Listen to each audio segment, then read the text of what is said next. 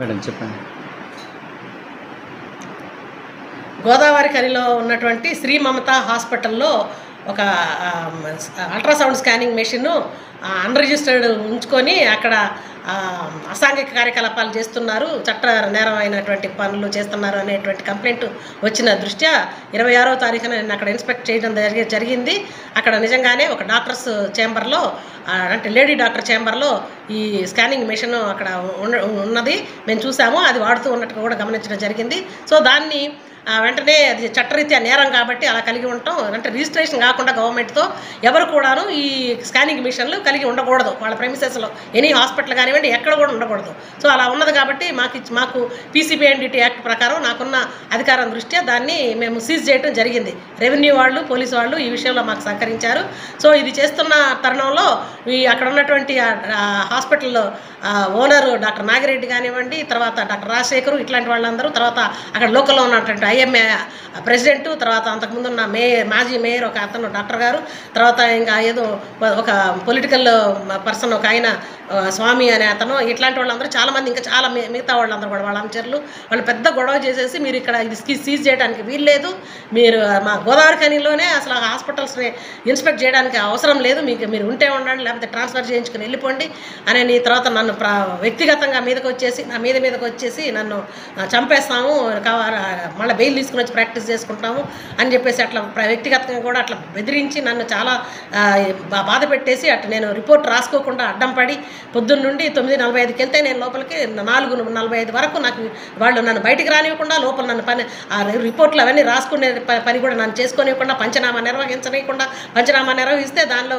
లాస్ట్కి కష్టపడి చేస్తే కూడా ఆ విట్నెస్లను బెదిరించి వాళ్ళ సంతకాలన్నింటినీ కొట్టేయించి పేపర్లు లాక్కొని మళ్ళీ పేపర్లు చించేసి అట్లా 2 సార్లు మా పేపర్లన్నీ చించేశారు, అంత లాక్కున్నారు. చివరికి అంటే రెవెన్యూ వాళ్ళు, అంటే ఆర్డీఓ గారు, తర్వాత ఏసీపీ గారు వీళ్ళందరూ వచ్చినారు. అప్పటి వరకు ఇవన్నీ జరుగుతూనే ఉన్నాయి. లాస్ట్కి సాయంత్రం వాళ్ళు ఎక్కడికో నా మీద నేనేదో వాళ్ళని దౌర్జన్యం చేశాను అన్నట్టుగా వాళ్ళు తప్పుడు అభియోగాలు మోపుతూ ఫోన్ అంటే కేసు పెడతాము అని అన్నప్పుడు వాళ్ళని ఏదో డైవర్ట్ చేసి వాళ్ళని పోలీస్ స్టేషన్ వైపు పంపించి నన్ను ఆ హాస్పిటల్లో నుండి బయటికి పంపించేశారు. తర్వాత నన్ను వెంటనే నేను యాక్చువల్గా నాకు రూల్ ప్రకారం నేను ఇది సీజ్ చేసిన వెంటనే కేసు పెట్టాలి వాళ్ళ మీద. సో అది పెట్టడానికి పోలీస్ స్టేషన్కి వస్తానంటే వీళ్ళు కూడా అక్కడికి వెళ్ళారు కాబట్టి ఇప్పుడు వద్దమ్మా తర్వాత మీరు రండి అని అన్న నేపథ్యంలో నేను వెళ్ళిపోయి ఎంఆర్ఓ ఆఫీసులో కూర్చొని ఈ పనులన్నీ అంటే టైపింగ్ ఇవన్నీ చేసుకొని అక్కడ నుండి ఆ తర్వాత 8:30-9 ఆ ప్రాంతంలో అప్పుడు పోలీస్ స్టేషన్కి వెళ్ళేసి నేను కేసు అన్ని బుక్ చేసి రావడం జరిగింది.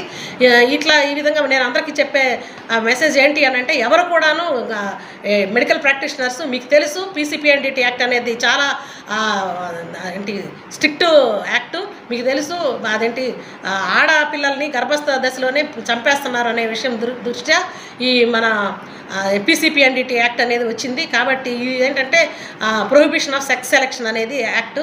కాబట్టి ఈ యాక్ట్కి దీన్ని బట్టి చాలా ఇదేంటంటే పీనల్ యాక్ట్ అన్నట్టు, అంటే దీని మీద చర్యలు ఉంటాయి కాబట్టి క్రిమినల్ ప్రొసీడింగ్స్ ఉంటాయి. కాబట్టి అందరూ ఎప్పుడు కూడాను రిజిస్ట్రేషన్ లేకుండా మీ హాస్పిటల్స్లో ఇలాంటి స్కానింగ్ మిషన్లు కలిగి ఉండకూడదు, కలిగి ఉండడమే నేరం. అలాంటిది సంవత్సరాల కొలది 2023లో వీళ్ళు ఈ మిషన్ తెచ్చుకున్నట్టుగా వాళ్ళు చెప్పినారు.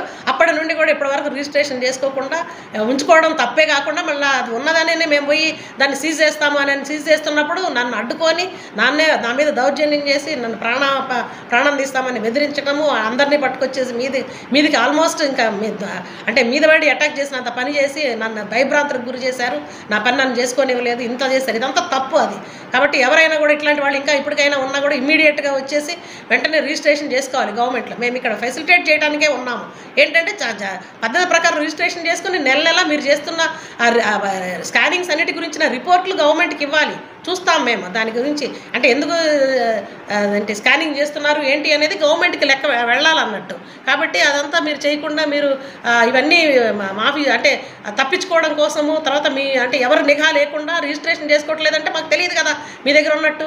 కాబట్టి మీరు నిఘాను తప్పించుకొని మీ ఇష్టం వచ్చినట్టుగా చట్ట వ్యతిరేక పనులు చేయడానికని చెప్పేసి మీరు ఇవన్నీ కలిగి ఉండటమే నేరం. అంటే అది ఉంచుకొని మళ్ళీ మా దృష్టికి వచ్చినప్పుడు మేము దాన్ని సీజ్ చేస్తున్నప్పుడు మా మీద ఇట్లా అటాక్ చేయడం అనేది కూడా చాలా అంటే తప్పు విషయము. కాబట్టి దయచేసి మెడికల్ ఫ్రెటర్నిటీ ఎవరు ఇట్లా చేయడానికి వీలు లేదు. మీరు చట్టానికి అనుకూలంగా చట్టబద్ధంగా మనందరం పనిచేసుకోవాలి.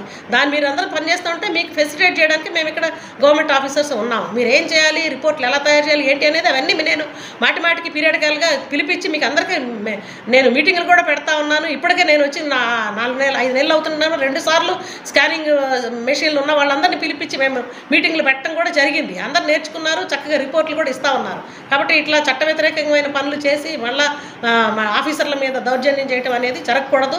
మీరందరూ జాగ్రత్త పడండి. ఇది చాలా నేరపూరితమైన విషయం.